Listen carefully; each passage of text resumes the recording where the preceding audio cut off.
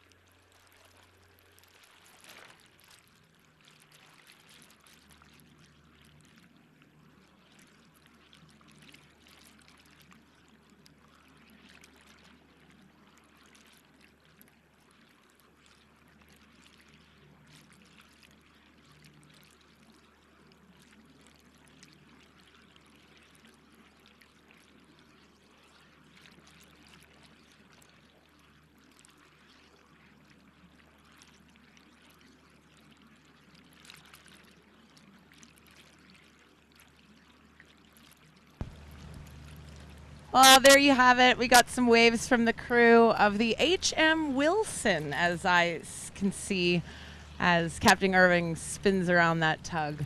A beautiful vessel she is. I think he's putting on a little bit of a show for us. So if you're listening, Captain Irving, hello and thank you. Good to see you.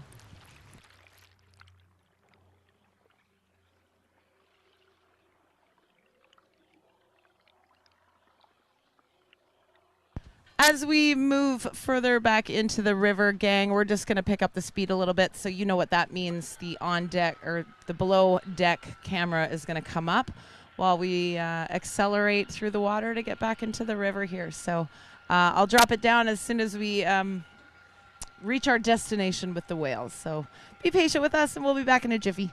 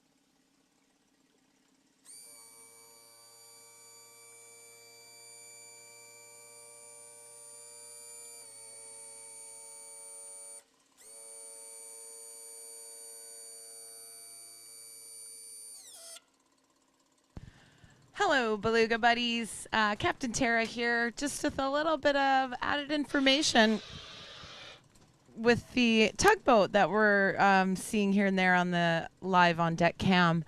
Again, for those of you that were with us last year, you know it's rare to see the tugboat on the water, but there are only a few times when that tugboat needs to come off the dock and be out in the water. One of them is always at the beginning of the season when they're placing the red and green buoy markers in the water. And the other time that he comes out is usually when he's going to go meet a ship that's coming into port. So again, for those of us who've been with us a couple years, you'll know that larger boats coming into the Churchill River and the port of Churchill, it's very rare. So in exciting news, I saw Captain Irvin at the grocery store last night, and he said he had plans to head out today because there is a supply ship coming in.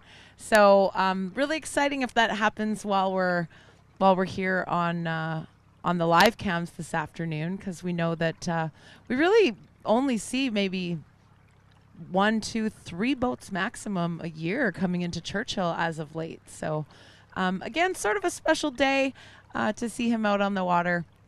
And the purpose being that there might be a ship coming in. So if we see that today, we'll definitely let you know and try to have a good view of that. But while we're making our way towards the beluga whales now in the river, I just thought I'd take this chance to let Casey from the Assiniboia Park Zoo introduce herself. She's here doing some research with the Beluga Bits project. So I'm going to pass it over to Casey and let her explain that to you. Hi, Casey. Welcome to the Beluga Boat. Hi, Tara. Thanks so much for having me. Super excited to be here. As Tara said, me and a few of my colleagues are here from Assiniboia Park Zoo for the next few weeks. So we'll be joining on the Beluga Boat most days to talk to you guys, answer some of your questions about belugas. I've been studying belugas for about 8 years.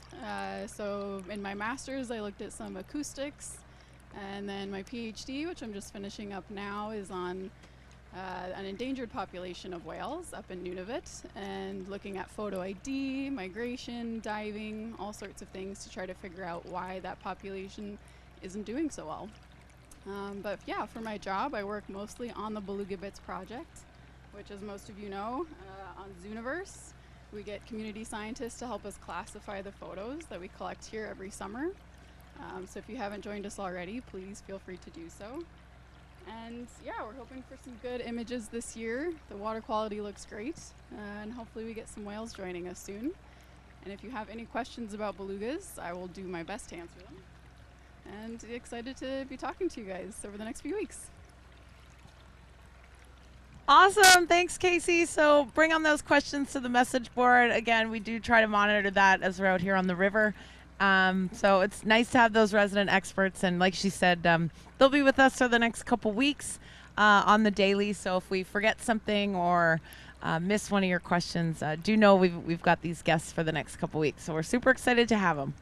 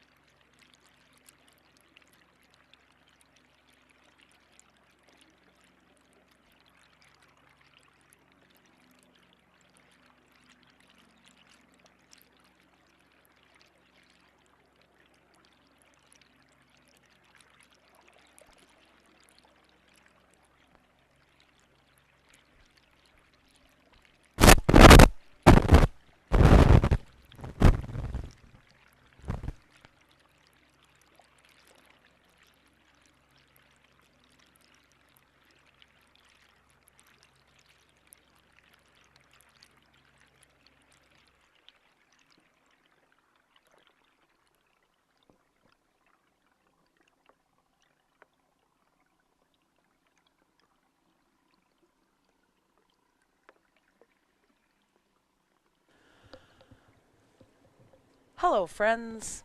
Getting a little bit further down into the river here, we're starting to see some white humps emerging from that water. But Casey and I were just sitting here chatting about some of her work and research and what the big plans are for the summer. And I thought, I think you guys would be interested to know what's going on there as well.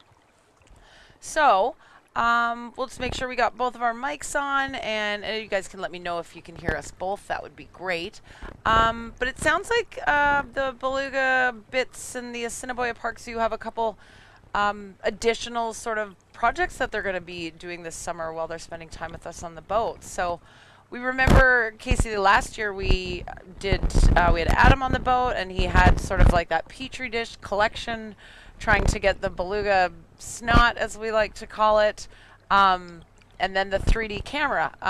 But it sounds like you might not be doing the snot so much this year, a little bit more counting, and then the 3D camera. Can you elaborate? Yeah, absolutely. So, yeah, I know in the past they've done the snot for science on the beluga boat. There actually was someone from Fisheries and Oceans who started that project. She was just up in Churchill, so she kind of took over the data collection for that. So we won't be doing that this year, but you can definitely check out her results as they come in. And yeah, her project is basically looking at if she can identify hormones in the snot. So we could see things like how stressed the whales are. And it's a really obviously minimally invasive way to check on those things. And also from the beluga boat, so what we'll be doing this year is focal follows. So when we get groups joining the back of the boat, we'll be kind of counting how many whales we see, different age classes, things like that. And then what we can do is go back and compare that to the underwater footage. So how well can we actually see the whales above the water versus what is, in actuality, how many whales there are. Interesting. When you're talking about even the age of them, is that going to be based on size from those camera vantage points, or? Yeah, absolutely. Size is a great indicator. So is color. So belugas are dark gray when they're born. We can also tell a newborn by what are called fetal folds. Fetal folds. Yes. We were talking about those yesterday. Oh, we nice. saw some babies. Yeah, Yeah. indeed. Yeah, so those are the lines along the body from the calf being folded up inside its mom, essentially. So yeah, we can look at size and color. So newborns will be about a third the size of an adult or less. And then yearlings, which are whales that would have been born last year, those will be less than 2/3 the size of an adult. Oh, wow. So they grow a lot in the first year, because I think I was reading yesterday that the newborns, or like young whales, are about 5 feet and just over 100 pounds. Yeah. So what is that? A yearling, they double in size, essentially? It might be, yeah. They definitely put on a lot of weight. They need to build up those blubber stores for the winter. So yeah, they definitely grow in size quite quickly. And yearlings are actually also darker than newborns. So a lot of time they have this really like dark gray mottled color. Oh, interesting. I didn't know that. Yeah. And then, as they get older, they'll lighten and lighten until they're bright white adults, which actually can happen at various different ages. Yeah, I was also reading they all reach that sexual maturity when they're gray, right? I always naturally thought adults are white. That's when they reach their sexual maturity. But I was reading that it's something like, 4 to 7, but they're not actually fully white until they're about 9-ish. Yeah, it's very confusing. And people didn't really understand it until recently. I think Whales in Captivity actually helped kind of understand that. But it essentially is different for every whale. So some whales turn white quite quickly, maybe around the time of sexual maturity, and others can be gray into their 20s. Oh, And wow. obviously they're sexually mature by then. So, yeah, it's not a good indication at all for us, unfortunately. Because I'll tell you, I've seen some very large gray whales, and we see a lot larger pods, and you can really tell when they're just like some adult males, because it's just like 5 or 6 giant white whales coming at you. Yeah. But I've also seen really, really large gray ones. So that's interesting that that almost like hair color, people gray at different ages, right? Absolutely, yeah. And also bear with us, folks, if you hear some little swatting or jerky movements. I just do want to advise you that the Horseflies are in force today. Not quite the nice day that was bug free that we had yesterday. We're getting a little bit better here as the day's going on, but I did have one almost land in my eye, and I think luckily the mic wasn't on because there was a slight shriek on my part. So Casey's killing it like a champ here. Doesn't seem phased at all, but I'm in full bug gear and ready to get my netted hat soon. So, anyways, excuse the diversion there. Also, I just wanted to note with the population counting, what I learned last year, thanks to the Assiniboia Park Zoo, you guys might remember us talking about those 3D cameras that they'd be dropping in the water sometimes. And then what was really neat, I don't know if it was for fun or science, but they took that footage and put it into a virtual reality set. So when we got to put the VR goggles on, we could see that, okay, we could see 7 whales on the surface, but below that there's 14 whales, and below that there's even more whales, and it's darker. So we learned that there's a lot more whales in the water with that camera than I think we first suspected. Has that changed the population count of this this group of whales for you guys? That's a great question. It hasn't yet, because so far the abundance counts are coming from aerial surveys. So that's where we're flying over with a plane and really trying to cover as much of the population as possible. But it definitely could help in the future. So when we do those kinds of surveys, we basically have to correct for the whales that we think we can't see. And so, yeah, having that information about, okay, we can see this many from the surface, but how many are there actually in the group, that definitely helps with those corrections. Yeah, I went to a talk last year from I believe the lady you were referring to with the count. She was here and did a talk with the Parks Canada group and showed one of those aerial photos that she used to count a population and hand counted each whale. And then I believe Stefan, who we'll bump into I think next week, guys, he's back. He was saying that you've got sort of a little ratio that if we can see this many, we're going to add this many for below it. Is that also something that's done near the shoreline, because the water's only so deep? Like, I don't think you'd be able to do that in the middle of the Arctic Ocean, or correct me if I'm wrong, maybe you do. Yeah, so you can do it in the middle of the ocean for sure. What really makes a difference is the water clarity. Yeah, so if it's super murky, then the correction factor is a lot higher. So we're multiplying the number of whales that we see by a large number, versus if it's clear and we think that we can see the whales to a greater depth. And yeah, there's a lot of work being done right now to try to figure out how deep we can see these whales from aerial footage like that, especially as drones become more popular. And people are also using satellite imagery to count whales, which is really exciting. Cool.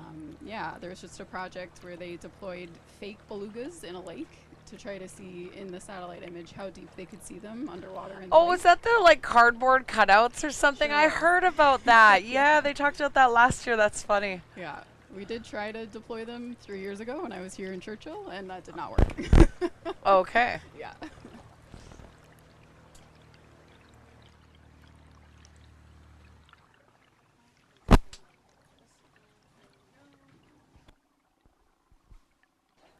And additionally, your field of study is with a very specific beluga population. You said that's up in Nunavut, near Baffin Island. Is there any glaring differences between beluga populations? My only comparison, as an example, is we've got the 11 or 13 different populations of polar bears throughout the world, and there's the southern Hudson Bay and the western Hudson Bay and the this and the that. Is there any, a lot of similarities, but they do see a little bit of differences in the way they move and stuff depending where they live? Knowing what you know about the Churchill beluga whales and then the ones you study that are further north, are there any big differences? Yeah, absolutely. So one of the biggest ones is their size. So Western Hudson Bay is probably the biggest population of belugas, so over 50,000. Yeah. My population that I study for my PhD is a bit smaller. We think there's around 1,000 whales. And yes, some of the big differences are size. So Western Hudson Bay belugas are a little bit smaller than my population. I Oh, think. really? Yeah. Oh, geez. I'll And have they're to double so check. big here. I Honestly, know. I can't imagine them being bigger. That's great. Yeah. Another thing would be they kind of have dialects, so they speak the same language essentially. So they all use whistles and echolocation clicks. I'm getting pretty good at beluga myself. Yeah. But we do find differences between populations. So the further apart the populations are, the more different that they'll be. Wow. Yeah, so kind of different lengths of whistles, things like that, different frequencies. So yeah, slightly different. When you say frequency, is that something I'm hearing with my ear, or is that Yes. tones? Like it's a higher. I guess I'm talking about pitch, not frequency. Yeah. Like just lower vocal tones. I guess is that Yeah, like higher or lower pitch. Yeah, that's the way that it could change. Absolutely. cool. We do have a question. I kept refreshing my screen here. Bear with me. But hi, Cam Ops Sonata. Good to see you again. One of our moderators. So she's been with us for, I know for sure, 2 years, maybe longer. When the whales are stressed, does the increased cortisol affect their blubber stores? So you were saying that when they did the beluga snot for science, they could test hormones for stress levels. So when the whales are stressed, does the increase cortisol affect their blubber stores? That is a great question, and I'm not sure I have a solid answer for you. It might be kind of a chicken and egg situation. Is the whale stressed because it's not feeding so well? Or yeah, is the cortisol itself kind of affecting that? So I'm not sure. That's Maybe a really great question. even a little bit like humans, right? I mean, if you're Yeah. not eating and you're hungry all the time, you're stressed out, and if Absolutely. you're stressed out, you might not eat and you're hungry all the time. Yeah. So we can follow that up with Stefan, see if he's got any additional information. But what a great question. I just have to say, our viewers here are in it to win it, Yeah. and a lot of them have been here a couple years, and with all the experts we have coming, the questions are just so insightful. Yeah. I find sometimes we get such good questions. It's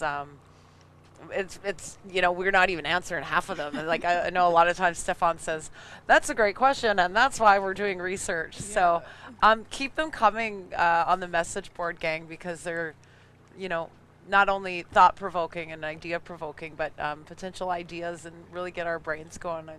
One person's thinking it, we're all thinking it at some point.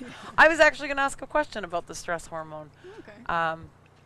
But I think it's kind of been covered there. So I don't know if there is a solid answer out there, so that might be a good research question. awesome. Yeah. Well, for those of you watching the water, you can tell that it's not glass anymore. It's still very, very calm, but we can see little ripples on the water. So making it just a little bit more challenging to find the whales. And if I'm honest, this tour is going just like yesterday.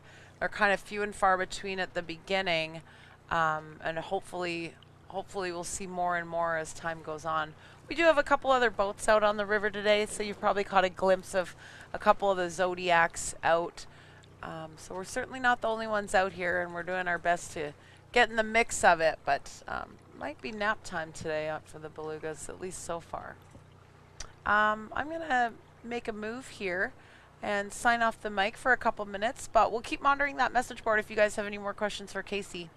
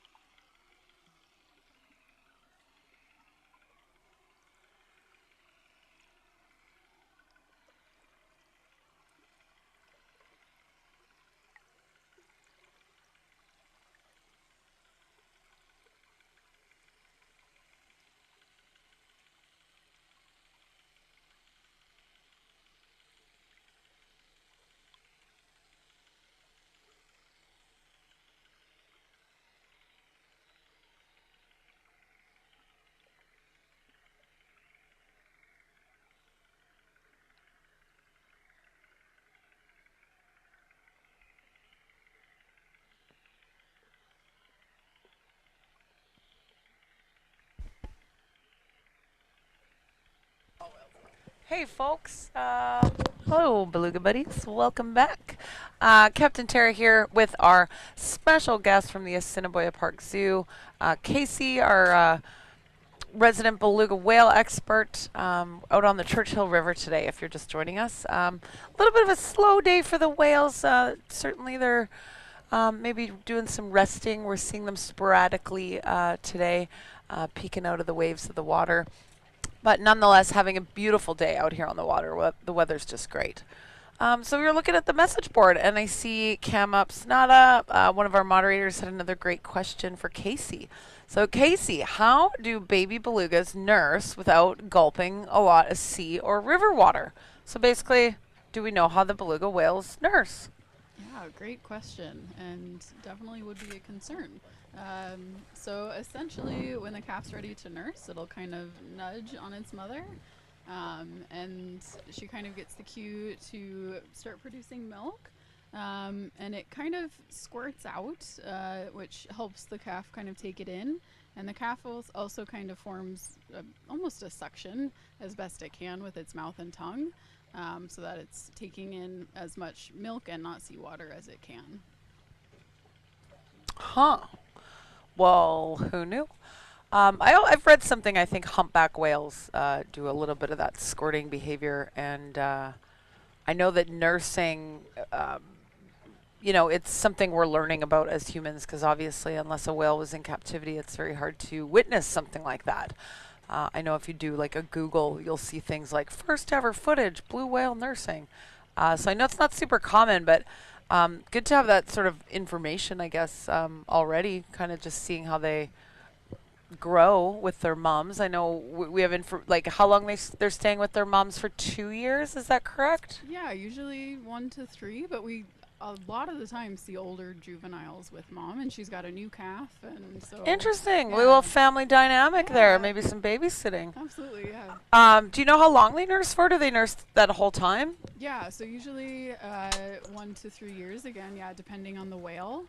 Usually in their second year, the mom kind of shows them how to feed, so she's still nursing them, but kind of supplementing that with live prey as they get the hang of hunting. Interesting. And we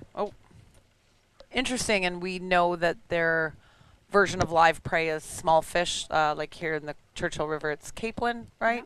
Yep. Is that a different for like the population near that you study up north, or just anything they can get? Yeah, belugas are pretty generalist when it comes to their diet, but a lot of the times it is fish. My population, they actually started eating Arctic cod. That's what their kind of historic prey was. But capelin got introduced into the area as the waters got warmer. So we think that capelin kind of got introduced into their diet about 20 years ago, which actually is not great. Capelin isn't as nutritious as Arctic cod. So we think that might not be great for that population. Is that a size thing? Because I'm not a fisherman by any means, but my understanding is capelin are quite small compared to an Arctic cod. Yes, that's true. Okay. Yeah, so we'll have to eat more of it for sure. And yeah, just different nutritional value really. And capelin also is a bit more kind of spotty in where they're distributed, so the whales might have a harder time finding them some years. Okay. I had one question just about something we were discussing earlier. So we talked about this on our broadcast yesterday. We saw a couple little babies with their moms, and we know from Dr. Stefan last year that the babies will have, if they're, I think within a couple weeks is what he said the guideline is for a newborn, we can still see those fetal folds, and then we know it's kind of like a fresh baby. So is that correct? Do we think about 2 weeks when we can see fetal folds, or maybe even longer? Yeah, maybe up to 4 weeks. Yeah, I think it maybe depends on the whale. Yeah, fair enough. Yeah. Okay. But that's how we essentially know that they're fresh, along with the visual of them, obviously, diving and swimming very, very close to their mom and touching at all times. But you had mentioned that the fetal folds come from being in the mama whale in her womb, sort of like scrunched up. And I always thought that the fetal folds came from the birthing process of having the baby whale exit the body. So I guess I'm asking if maybe both of those things are true, but also do the whales then have to like sort of curl up in a little ball inside their mom? Because I actually just assumed they'd be in there straight. Yeah, so they're kind of curved in there. Yeah, so if you look at the fetal folds, you can kind of work your, I don't know, logic backwards to think about how that whale might have been, kind of folded in that way. But yeah, and then they'll lose them over the next few weeks, and yeah, it gets a bit harder to tell when they're newborns at the end of the season, but they usually still have kind of that distinct neonate color, that gray, and a lot of the times a darker head, and like you said, they're close to mom, almost attached to her, and also really bad at surfacing. Yeah, we see them trying really hard to get out of the water. And I think it was, I can't remember if it was Stefan or Adam last year, had like a theory, and he was very clear to say, like, this is not scientifically based. But he said, I think that they look so silly and awkward coming out of the water, or they're trying to shoot up out, like instead of just sort of doing the natural thing that we see adults do. He says because he thinks that when they're born, they don't know where the surface is. Like they have to learn the way their eyes are working or whatever, but they have to learn that like that's the moment I break through, not Yeah. 5 seconds later. I think that's probably definitely it. Interesting. Yeah, they're figuring out where the surface is, where their bodies are in relation to the surface, and yeah, it's really fun to see as they kind of figure that out. Yeah, they sure are cute. They're just the cutest. Still really optimistic that we'll get to see some of those today, but it is a slow whale day out here. So I know we have seen some on that on deck camera, just behind us again. Not spending a ton of time at the surface today, it seems. I'm not sure if anybody's caught anything on the underwater cam yet. But keep the questions coming if you have them. We're certainly. Oh, there we got some behind us. A couple juveniles off the back port side of the boat. Sure is harder to spot those gray ones when the water is just a bit ripply like this. But yeah, a couple behind us on that on-deck cam on the port side. Thanks so much, Kesu. Appreciate it. Yeah, thanks for having me.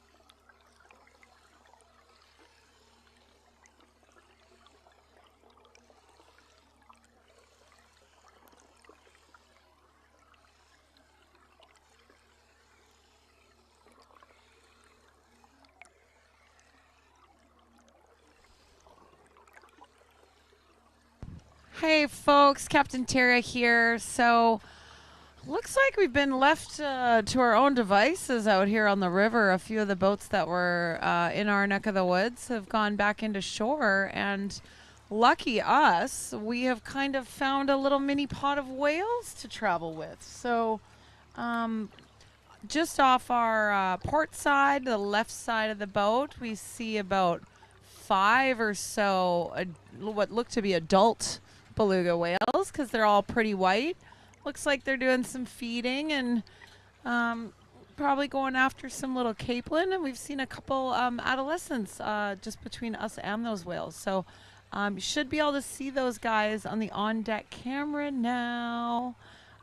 Just almost directly behind the boat, a little bit to the port side, but it looks like they're kind of falling in behind us as we just scoot along by ourselves. So they're here. They're just having a bit of a relaxing day, prepping for the weekend.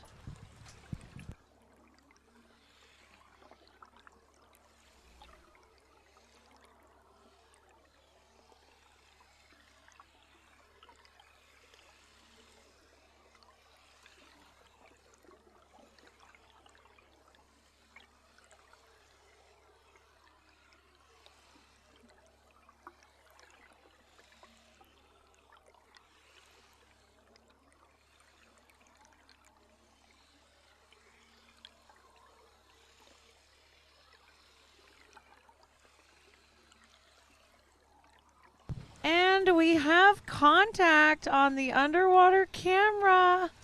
Hi, friends. Hi, beluga buddies. Yay! Been waiting all day for that.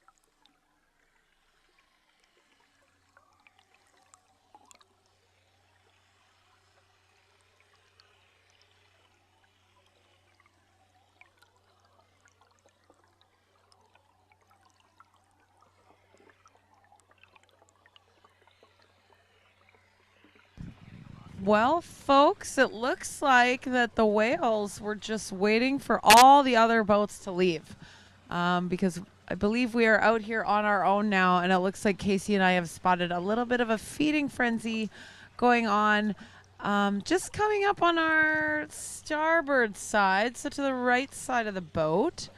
We're just still a bit in front of they're a bit in front of us, but hopefully you guys will see that on the on deck cam right away, just off the starboard side of the boat. I'm just gonna try to float in this area, see if anybody wants to come say hi to us. But very similar to yesterday, a really slow start to the tour, and then for our second half, things seem to be picking up. So do enjoy.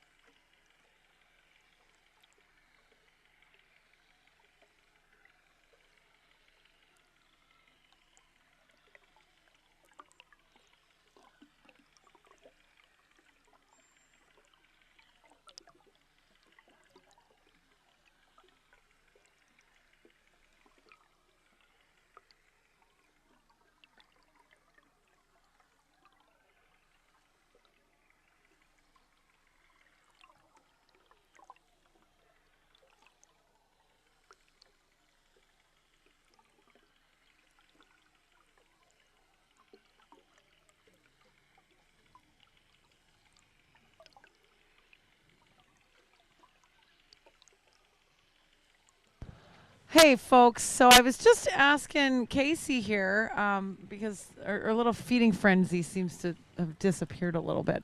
But so I was just saying, how long can the beluga whales hold their breath for? So she's saying about 25 minutes.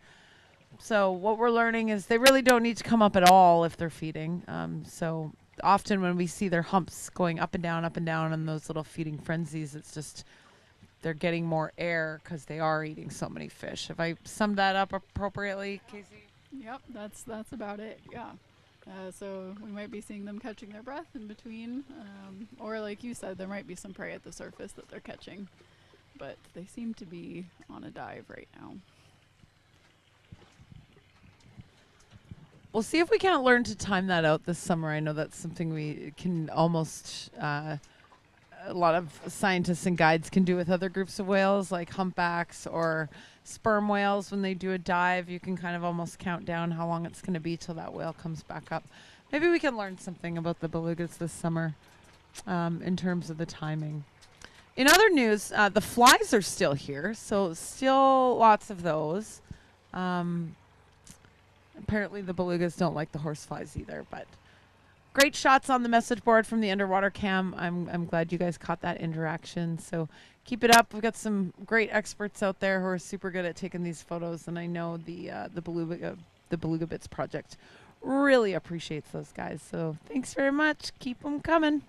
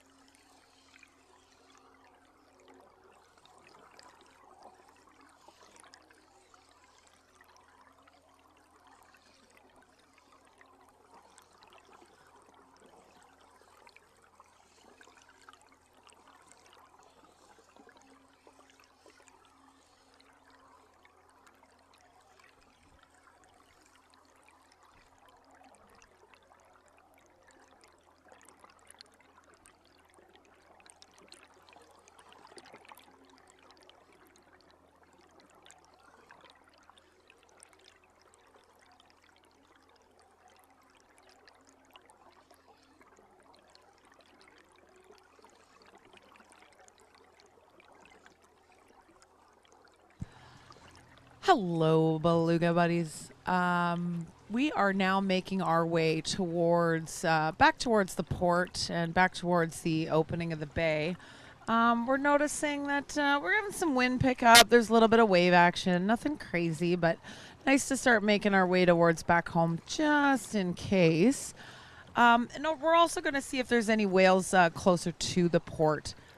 The area that we were visiting yesterday has kind of suited us well for the last half hour, 45 minutes or so, but I think that we're just going to adventure to another location and see if we have any more success.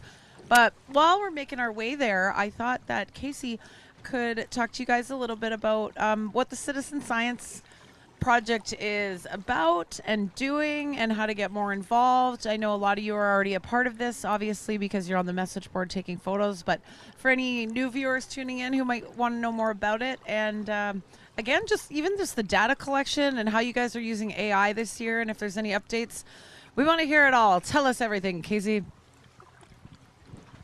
Yeah, thank you. So you guys are pretty much the first step in our community science journey. So the snapshots that you guys collect are really important to the project. Those are kind of the key moments that we know to look out for. And basically what we do is, with all the video that we're collecting this summer, we take snapshots, so 1 frame per second, and we collect those images. There end up being, a ton of images, hundreds of thousands sometimes, that we cannot possibly get through on our own. So the first step is to use machine learning, AI, to kind of filter out some of those photos. So the AI will go in and try to detect if there's a whale in the photo, and then kind of give us those predictions so we can filter out a bunch of those empty frames, so people don't have to look through those, which is extremely helpful. And then the next step, which probably a lot of you are on Zooniverse with us, but if you're not, please feel free to check it out. So that's the Beluga Bits project on Zooniverse. So in that side of the community science things, we're taking those frames that we think have belugas in them. It's not always perfect, but we take those frames and ask citizen scientists to go through and kind of classify the images for us. So the first step is there a beluga in the photo? Because, like I said, AI is not perfect. And then we want to know how many whales there are, where the whales are in the photo, so that we can extract kind of individual whales for the next step of the community science. And then we can ask more specific questions, like, can you tell the sex of the whale? Can you find any identifying features? So that's one of the workflows that we just finished. It was called Beluga Backs. So we took kind of good and excellent quality photos of whales and asked people, can you see any scars on this whale that we'd be able to use to identify it at a later time? So that's really exciting. That is so exciting, because we did talk about that last year. I remember on the I think there was a link right off the message board here that showed pictures of like female genitalia and male genitalia, and it was just, when you were a citizen scientist, you were just picking one or the other, and everybody was asking about the scars and potential markings, because I know they do that a lot with humpbacks, when that was coming into play. So now you're saying it's in play now. Yeah, it's in play, yeah. We've got a few identified individuals. You can see on Zooniverse. Oh, and we're joined by some belugas now. Looks like just a couple. Again, guys, it's that the color of the sky day is making it really hard to see belugas that aren't just right at the surface. I feel like the grayish days are always a little bit more challenging to find it, because that reflects the water, and then the water looks gray. But sorry, and just to carry on with the identifying of the photos, that's what happens to these photos after the fact, right? So the photos that like you and I are seeing on the message board from the gang today, those get put into the Zooniverse. I always say that wrong. Zooniverse. And then later on, if I want to be a citizen science, I can citizen scientist, I can just go in and create my account on the Zooniverse and hit beluga whale, and then I get to go see all the photos. Is that kind of the process? Kind of, yeah. So there's a lot of different projects on Zooniverse. So there's a lot of space-related things, actually, like looking at telescope photos and trying to help a scientist identify things in that. Neat. Also, a lot of other underwater kind of projects looking at fish species. But yeah, if you're interested, you can find the Beluga Bits project, and yeah, you'd be helping classify the photos and the snapshots that you take on Explore. And especially in the last couple of weeks, actually, we've had some really exciting finds where the users on their own are kind of seeing, like, hey, I saw that whale 4 years ago. Here it is again. Oh, and no way. That was, I think, one of our viewers shared that yesterday. For those of you that weren't with us yesterday, you might can go back to that message board, and one of the viewers had posted a photo, I think, of 3 different pictures of a whale over the course of different years. I said I wanted to ask, once you guys got on the boat, how that was happening. Was that just someone caught it on their own? It was just like a memorable scar kind of thing? Yeah, absolutely. Yeah. So people have kind of collections. You can make collections on Zooniverse of your favorite photos and favorite whales. And so, yeah, I think this person had some collections that had this very unique whale. It had some scars that you could definitely tell it from other belugas. And yeah, they're super excited to see it again. Oh, I love that. That's awesome. Geez, that's just so interesting. I was just confessing to some of my beluga buddies online here. I had mentioned wanting to get more involved in some of this picture stuff during our off season when I went back to the boat. But I just confessed to Casey that I kind of got lost in the Zooniverse and was unable to find it. So I'm like, we should definitely talk about how to get in there and how to make sure you're doing it right, because I definitely got lost in an effort to find my Zooniverse and create my account and get in. I think I still have the emails that are like, needing you too, and I was unable to be successful in that department. So credit to everybody on the message board who's consistently doing that. I'll just cut you off and let you come back to your citizen science. I do see we've got a question. So one of our moderators, how deep is the water where we currently are? Saw what looked like a baby a little while ago, but no adult with it. Guessing mom can't be too far away. Benefit of being here where she doesn't have to dive deep and can still monitor her baby. So they're asking if that's a benefit of this sort of, the estuary, what we call a nursery. Is it, I mean, it is quite shallow here. I can tell you right now the depth is less than 9 feet. Today we've been, damn near in the middle of the river with low depth alarms going off at 7 feet. So I can just attest to the depth of this. The Churchill River is quite shallow. I think the deepest, once we're this far south, it's maybe 14 or 15 feet. And once you go even further south, many people who utilize that have to have jet boats because it is very, very shallow. So I'll pass it off to Casey, though. Are the babies leaving their moms and not? Whenever we see them on the surface, they're literally touching as that mom's diving. When they're under the water, do they spread apart a little bit? Yeah, good question. So typically we wouldn't see a calf on its own, especially if it was born this year.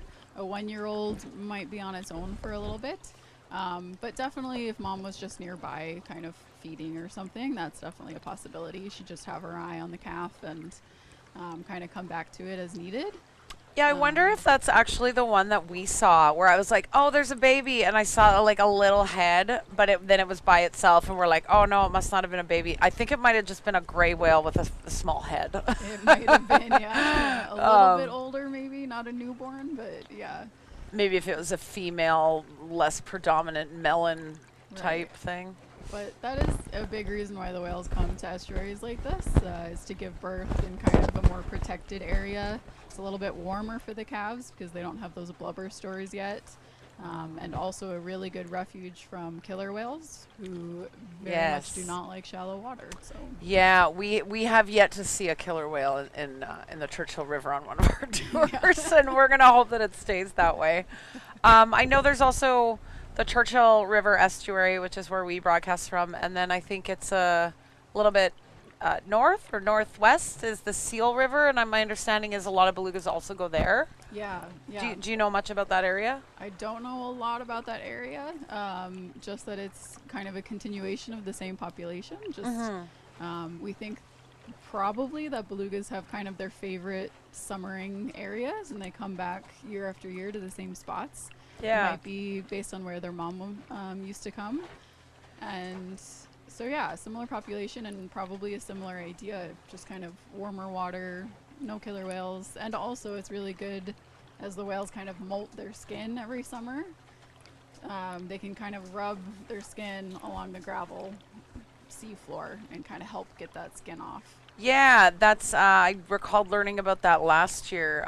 That I thought what was maybe some scarring. I think it was Adam and Stefan told us that no, like that looks like it's a rubbing mark, and that's pretty normal.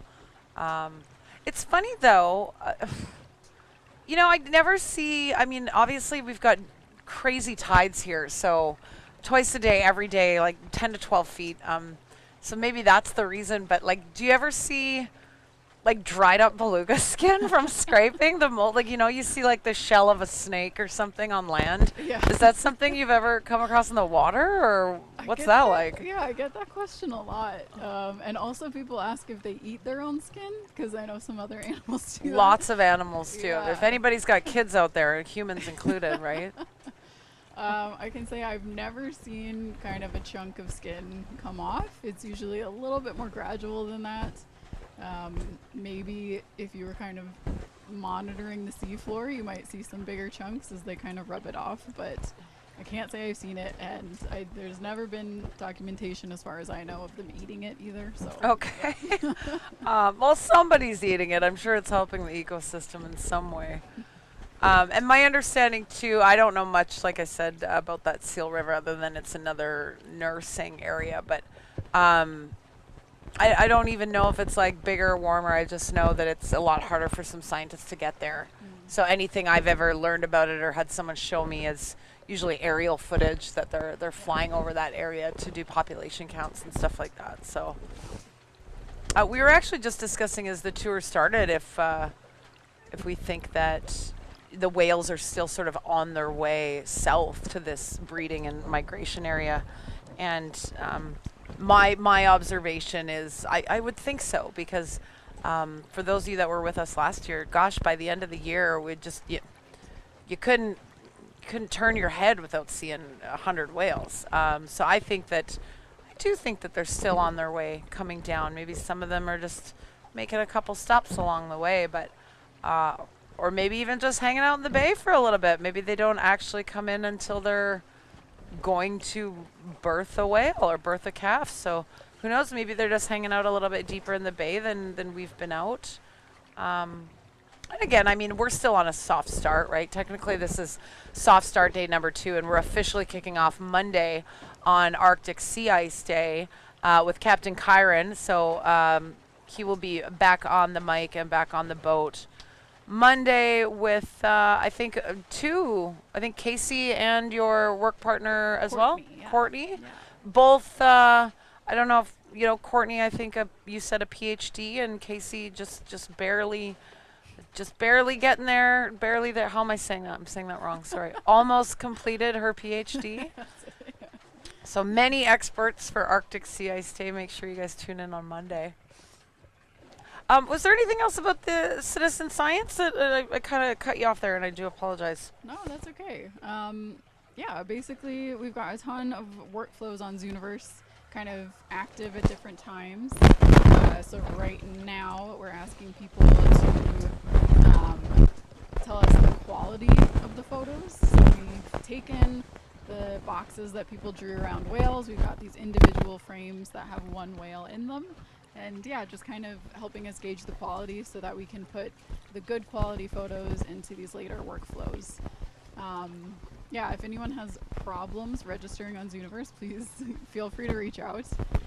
We're always happy to help people. It can be extremely tricky, but hopefully if you Google Beluga Bits on Zooniverse, you can find us and yeah, join in. We love seeing questions on that talk, on that discussion as well. And tell your friends because in my travels this year, talking to people about this job and this work that's being done. Tell your friends about explore.org because I am constantly shocked at the amount of people who have never heard of this website and these live animal cams that are just amazing all throughout the year with the nest flicks and the nesting birds and the belugas and the polar bears. And oh, yay, we have a friend following us. But yeah, spread the word, and the more people we can get involved in, the better. Because, not every animal in the world has a citizen science group behind it, but a lot of them do. So we're so grateful for all the people that contribute their time and efforts to helping the beluga whale research and the scientists. And it's really cool to get you guys on and really hear about how that's benefiting your work. Yeah, absolutely. We definitely couldn't do it on our own. There's way too many photographs for us to get through. So you guys are really key parts of the project.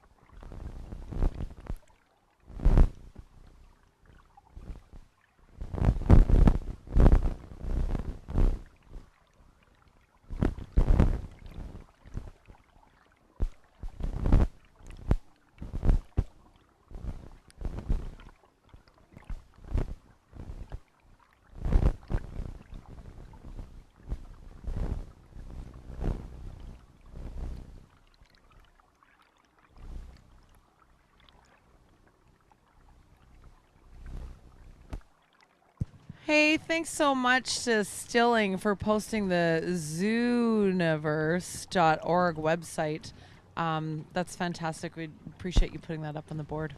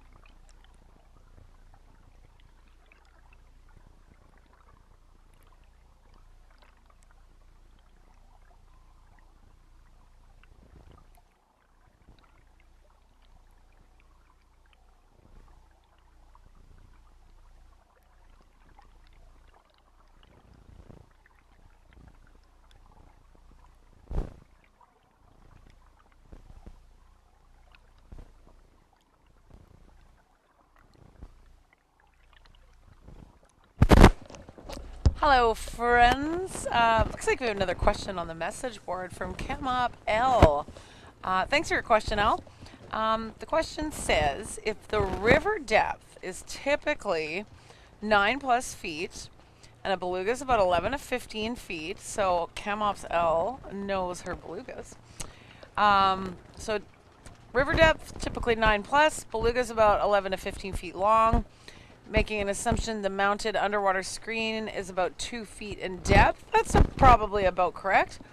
Does that mean when the belugas dive to see themselves reflected, are they at times very near the bottom?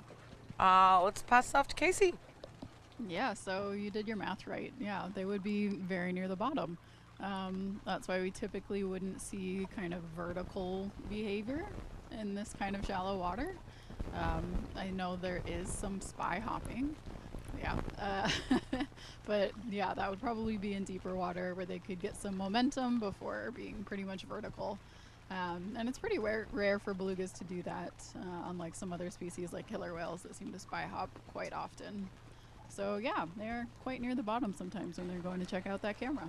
Casey, this has been so affirming for me to hear you discuss that, because I was having this conversation with Kai on the boat yesterday. I saw a whale spy hop yesterday from afar, but it was just very clearly so vertically out of the water that it was a thing.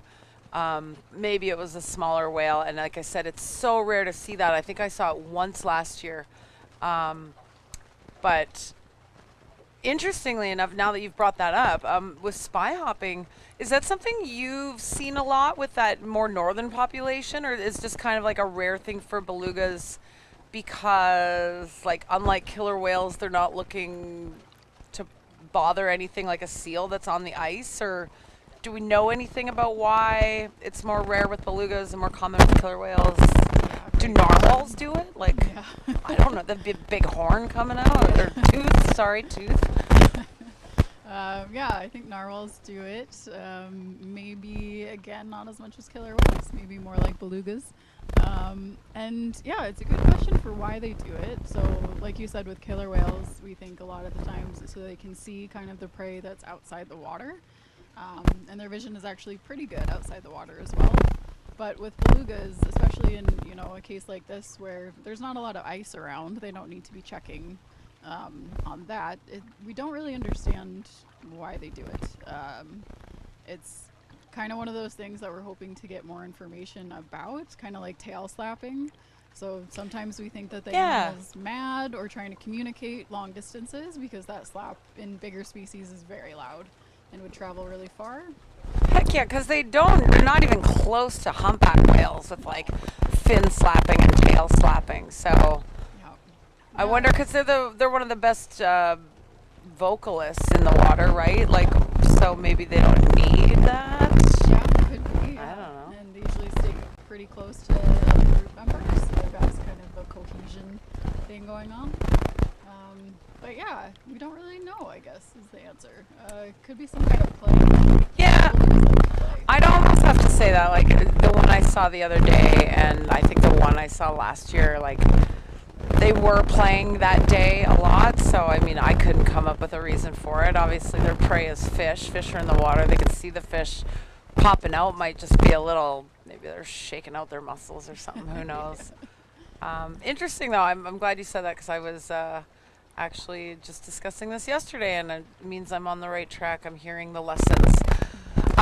It has started to rain here now on the Churchill River for the final hour of our tour, so I'm going to myself put my rain jacket on. And we look forward to seeing, hopefully we got a picture or two. We did have a beluga come up to the camera underwater, so hopefully on my next refresh we'll see some of those from you guys viewing.